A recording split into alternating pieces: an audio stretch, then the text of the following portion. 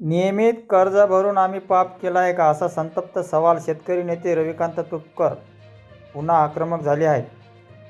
नियमित कर्ज फेडणाऱ्या शेतकऱ्यांना केवळ 50,000 रुपयाचे प्रोत्साहन अनुदान न देता थेट 2 लाख रुपये करावे, अशी त्यांची ठाम मागणी आहे. सध्या तुपकर राज्यव्यापी दौऱ्यावर असून शेतकरी आणि कार्यकर्त्यांच्या बैठका घेत पुढील आंदोलनाची रणनीती आखत आहेत. सरकारने ही मागणी तातडीने मान्य नाही केली तर नियमित कर्ज फेडणाऱ्या शेतकऱ्यांना सोबत घेऊन महाराष्ट्रभर तीव्र आंदोलन उभारण्याचा इशारा त्यांनी दिला आहे. या प्रकरणाची सविस्तर माहिती पाहूया सविस्तर व्हिडिओमध्ये. राज्य सरकारने जी अहिल्यादेवी होळकर कर्जमाफी योजना आणलेली आहे, या कर्जमाफी योजनेमध्ये 2019 मध्ये ज्या शेतकऱ्यांना कर्जमाफीचा लाभ मिळाला त्याही शेतकऱ्यांना या कर्जमाफी योजनेमध्ये लाभ मिळणार आहे. ही आनंदाची गोष्ट आहे. सरकारच्या निर्णयाचं आम्ही स्वागत केलेलं आहे. परंतु रेग्युलर कर्ज भरणाऱ्या शेतकऱ्यांवर या कर्जमाफी योजनेमध्ये प्रचंड मोठा अन्याय झालेला आहे.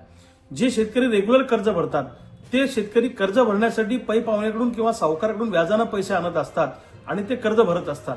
त्यामुळे रेग्युलर कर्ज भरणाऱ्यांचा हा गुन्हा आहे का रेग्युलर कर्ज भरणं. त्यामुळे रेग्युलर कर्ज भरणाऱ्यांना सरकारने जे 50,000 रुपयाचं अनुदान डिक्लेअर केलंय हे अनुदान खूप कमी आहे. त्यामुळे रेग्युलर कर्ज भरणाऱ्या शेतकऱ्यांना सुद्धा या 2 लाखाच्या कर्जमाफीचा लाभ द्यावा, त्यांना 2 लाख रुपये प्रोत्साहनपर अनुदान द्यावं, अशी आम्हा शेतकऱ्यांची मागणी आहे.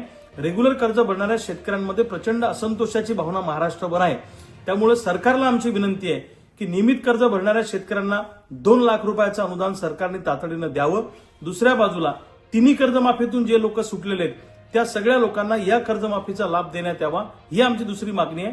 आणि कागदपत्रांच्या चुकीमुळे, तांत्रिक त्रुटीमुळे जे शेतकरी कर्जमाफीपासून वंचित राहिले त्यांनाही या कर्जमाफीमध्ये लाभ देण्यात यावा. या 3 मागण्या सरकारनं आमच्या आहेत. सरकारनं वेळीच तातडीनं रेग्युलर कर्ज भरणाऱ्यांची आणि तिन्ही कर्जमाफीतून सुटलेल्या लोकांची दखल घेतली नाही किंवा त्यांना कर्जमाफीमध्ये समाविष्ट केलं नाही तर रेग्युलर कर्ज भरणाऱ्या सगळ्या शेतकऱ्यांना घेऊन महाराष्ट्रभर प्रचंड मोठं आंदोलन येणाऱ्या काळामध्ये उभं राहणार आहे. आम्ही सगळ्या शेतकरी नेत्यांशी बोलतोय.